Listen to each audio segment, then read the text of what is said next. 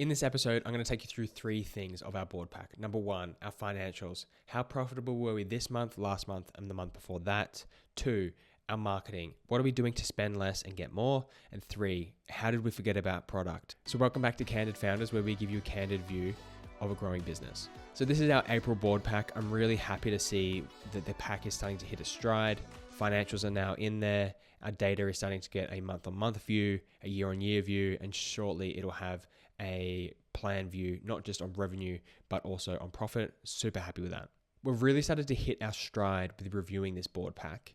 And not just, I think, as a management team, but also the board with Tom as a former partner from McKinsey, Kenzie, a CMO of a venture-backed startup. And this month, we also brought in Val, who works in PR for a large food and health tech company. I'm hoping that next month we'll bring in some new people that bring with them some new skills, maybe some prior experiences that we don't yet currently have. So still looking for someone with that kind of e-commerce operations background who are maybe 2, 3, 4 years above and kind of seen all the problems that we've already had and can kind of give us advice on what we need to improve there.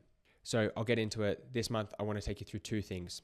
Number one, how did we present to our board? What it was that we walked them through, what the numbers were, how we talked about each individual slide. And then after that, I also want to go into the discussions and the suggestions that our board made to try and improve our business. Without further ado then, let's get going. April 23 board pack. Still our profit, number one thing is our mission. How are we doing as a business to donate 10% of our profits to the animal on the sock? We're doing better and better every single month, and I'm super happy with that. Let's jump into our agenda. Kind of the usual suspects here, but we've got way more information on financials. So, overall business performance. Our online store is actually down, and that's mostly due to our decreased marketing spend. Faire is also down, so overall, with our two core channels, we're kind of struggling in comparison year on year. However, our smaller channels, they are doing well. So Ankorstore is up there, so is our Etsy store, and Social Supermarket continue to be kind of bubbling on the background and building up as separate channels.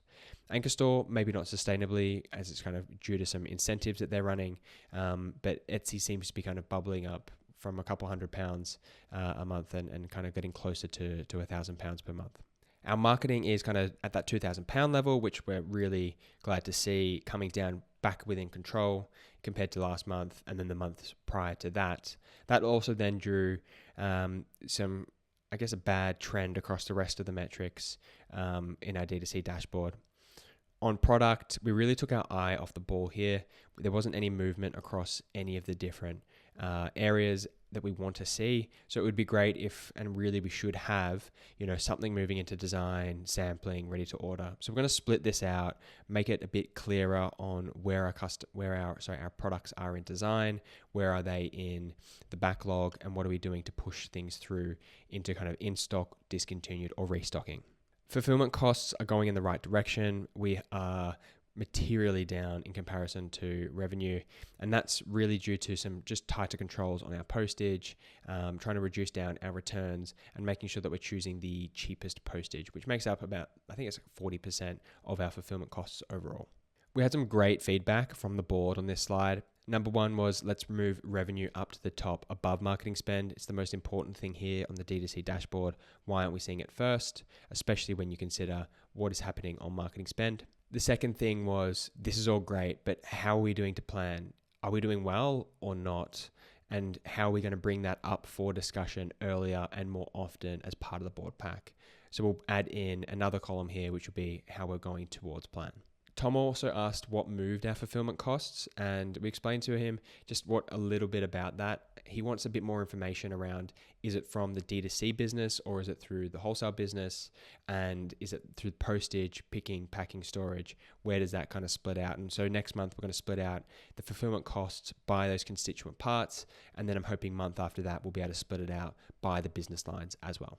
This month is the first month we're sharing our financials, and we're really happy that we can do this.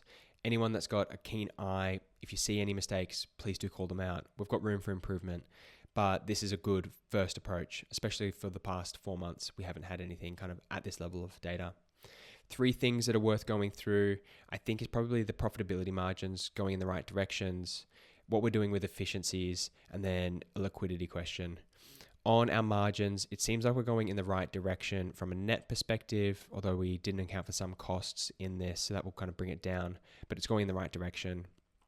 Gross is kind of sitting and hovering at that 70% mark. We want to bring in marketing into that gross margin, so we bring it down kind of more in line with the industry, which is typically about 60%, kind of bring in those costs into the gross margin, which is really, for an e-commerce business, how we should be measuring things. Our return on assets. So one of the things we're trying to work on is kind of what are our efficiencies. So returns on assets, we've just got far too much stock at the moment.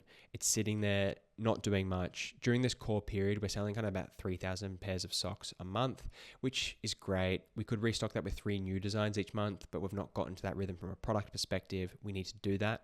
And come October, November, December, it's closer kind of like 20 new designs each month. So that's the aim, that's the angle that we're going to really aim for. But this return on assets just is way too poor. On a year-by-year basis, I guess like prior 12 months, it's a decent return on assets, but year-to-date, outside of our core period, it's not. From an efficiency perspective, looking at our selling costs, which is actually a new metric to me as a financier, I thought I'd kind of seen them all. I hadn't. Selling costs is just salaries divided by sales. And what it shows is kind of we're stuck at that 44%, 40% range, which is just too stubbornly high in terms of our salaries and our selling costs, which to us is showing that we kind of knew that we were over investing in the business from a salary perspective. We're going to continue to do that. And we're actually going to angle the team into some other areas outside of the direct-to-consumer business. And we're actually going to bring in a new wholesale autopilot. So check them out. Start to bring in some other revenue streams that can drive the rest of the business outside of our non-core periods. I mentioned a little bit around the return on assets. Our inventory turnover is just far too low. We should be looking at kind of like 4 to 5 times, especially for our size right now. Zara and the bigger boys and girls they're doing kind of 3 to 4 times, but on a much bigger base. And so we should be reducing down our stock numbers and kind of looking to more aggressively sell. The kind of angle that most business people are suggesting is that we go down this discounting route, but then the marketeers kind of come back to you and say, well, do you want to cheapen your brand? So we're debating this at the moment. If anyone's got any interesting thoughts, please hit us up. In terms of liquidity, pretty happy with the business is at. No real worries about liquidity ratios. We did have some current liabilities kind of like pop into there, which is mostly around some stock orders. We've really over ordered with stock. Next month, we're going to be having close to £100,000 in stock with not much cash at all. So it's going to require an infusion from me. And we're going to do a few things to kind of adjust around that. We're looking to reduce our MOQs, but I'll go through with you on that on another slide. In terms of discussion points here from the board, Tom again asked, what are we doing with this rag? So we're looking to remove that or at least make it a bit more explainable. Overall, I kind of guided as happy with the business is going profitability wise, more we can do with the efficiency ratios, and happy that we're not in an illiquid position. The business is relatively healthy. It's kind of available for us to kind of get lucky is the way that we're describing it at the moment. And we've got some great people that we can leverage to do some bigger things. Moving on to our balance sheet, not actually a section that we spent much time on. There's still a bit of work here that we need to do. The biggest real concern for me is how we are going, the directions we're going with our net assets. We don't owe a particularly large amount that's payable quite quickly, other than that kind of stock that we're looking at. So once we bring that stock in as an asset, it should be okay, but it's going to require an investment like I mentioned. So not the most comfortable place, but not really much we can do to kind of fix here outside of the conversations we had. Looking at our profitability, this makes me smile to actually be able to see it month on month, how it's going, Jan, Feb, March, April. You can see the net profit at the very end, the operating profit at the bottom is starting to narrow, and that's going in the right direction. But our G&A costs are just too amorphous as a blob. And so what we're looking to do is we're going to split out our salary costs, technology costs, and so that we can see, okay, how was the business otherwise performing? And that will show that we're kind of at closer to much more profitable without the salaries, and we're kind of making that conscious decision to invest at the moment into the business. Every block, every Lego piece that I see the team putting down really is improving the business, but it's hard to kind of look at this dispassionately. And I'm really actually super happy that we can do that now and say, look, these is the numbers. Ignore what we're saying as part of the business. What are the actual numbers saying, and what are we going to do to improve that? One of the points, interestingly, that was brought up on the profitability side from Kenzie was, what are we doing to bring in newness? At the moment, it seems like from a product perspective, we're just going for always in stock, but we should be looking at to bring in some new amps, some new designs, styles, sizes on a continuous basis so that we can continue to drop something in that marketing can then use. And I thought that was an interesting way to view the profit and loss, obviously as a marketeer v. a financier. Taking all of that financial information that we walked through on the balance sheet and the profit and loss, we kind of took out three main inferences. One was around profitability. How do we measure ourselves to the industry, and how are we doing compared to the likes of Zara and the bigger boys and girls? I'd love to know, where we sit in terms of the luxury fashion market vis-a-vis, say, kind of a more volume player. We are a commodity product, but we're probably relatively a luxury product for a sock. We're not accounting for Lucy and I's time enough in terms of the cost there, so we probably are over egging it in terms of the profitability, and we need to start to account for that. In terms of people, our salaries outside of our core Christmas period are at 40%. In Christmas period, they're 3%. We need to do something about this. Overall, for the year-on-year basis, it's fine. It's kind of closer to 10%, but we need to be thinking about other areas that we can do to make sure that nothing here is getting affected, and that we can actually grow a bigger business elsewhere. In terms of liquidity, pretty happy with where we're at outside of stock. Stock needs to improve, and this is a massive issue for us. We've actually hired a merchandiser to identify these problems and kind of go from there. Last month, I actually said this slide was month on month, but it's actually cumulative. So happy with where we are on overall, relatively 10% up, especially when we don't have that massive B2B incentive. It's going to get much worse in this June month coming. So we're going to need to identify that and kind of do something that we can to plug the gap, but we've actually accommodated it into the plan. In terms of our B2C business, great. Year on year, 20% up. Super happy with that. We need to be increasing that and moving it in the right direction. What we're doing around there, we've got some audits going through at the moment. One around our Klaviyo, another around our marketing, and we're considering what we're going to do for Christmas this year in terms of advertising. And hopefully we can increase that to kind of 40, 50, 60% up month on month as well. A nice byproduct actually of this meeting has been the fact that we've got peers and advisors, more senior people that can kind of push Lucy and I in the right direction. We obviously don't have to listen to exactly what they say, but we pretty much do. And it's giving us a better drumbeat to run by every month. And hopefully you're starting to see that in terms of the quality of the pack as well. We're definitely feeling that in the quality of the business.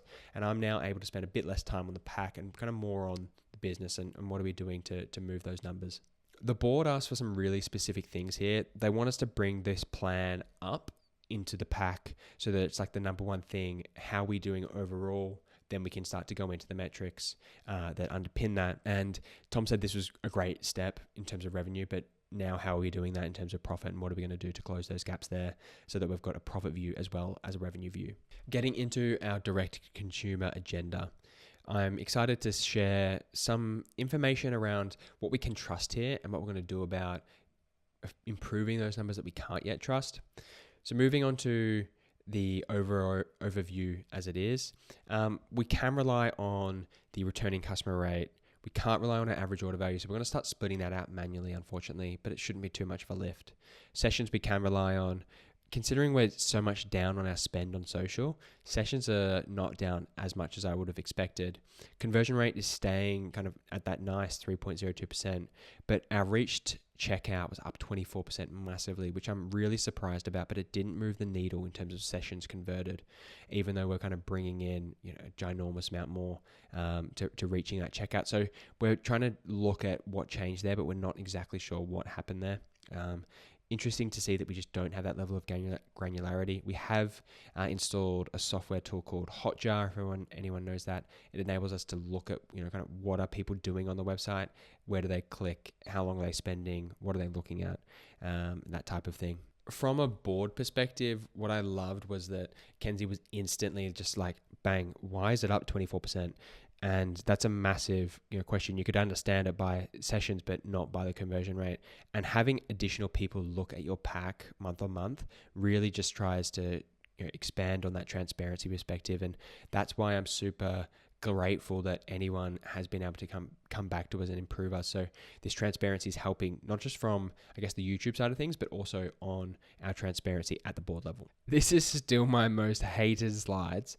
We're moving into a different view, and this was a great suggestion from Val. We're going to split it into core channels, experimental channels, and then kind of like in-store or in-store channels, so the likes of Awin, Etsy, where it is really a constrained environment and you know exactly that you can attribute that spend to that revenue.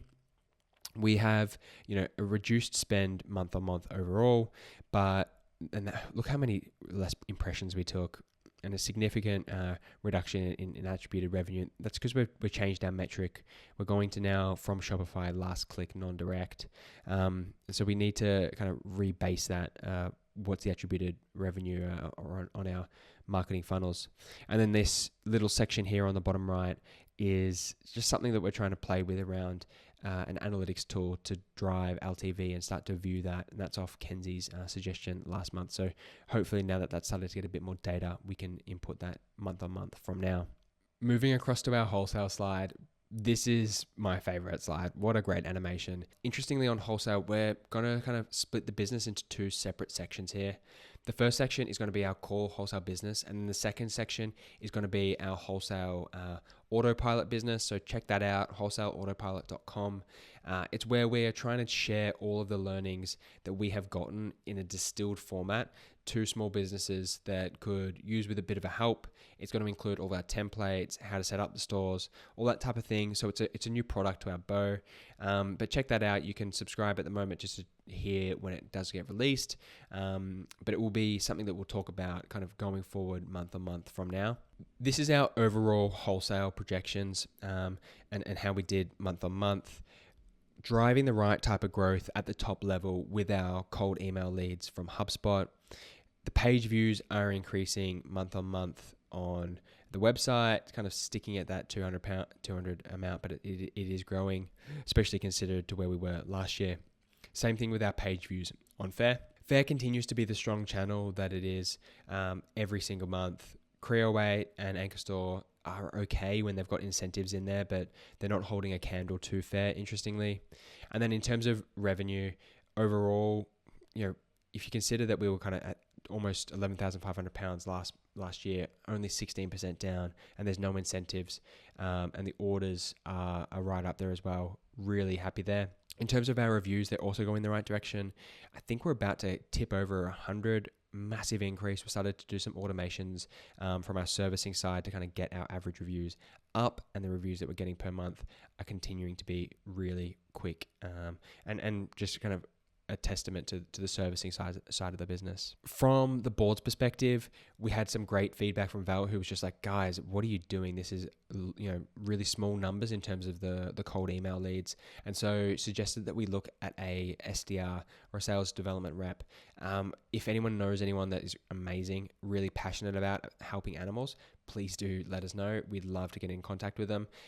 We think the product is really just selling itself at the moment. We're not doing enough work here, but we're probably too busy to kind of be able to focus on those sales areas. So if anyone knows anyone, please do connect us with them.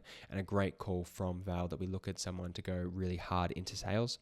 At the top of the call, I also mentioned how we were doing with our product pipeline. And as you can see, it's a bit stagnant, kind of sitting it there with the amount in design, sample, ready to order, etc. We're pretty happy with where our stock levels are, production, Christmas, gift boxes, soft tops coming and packaging. But we know that we want to get a subscription box, just not the right time right now.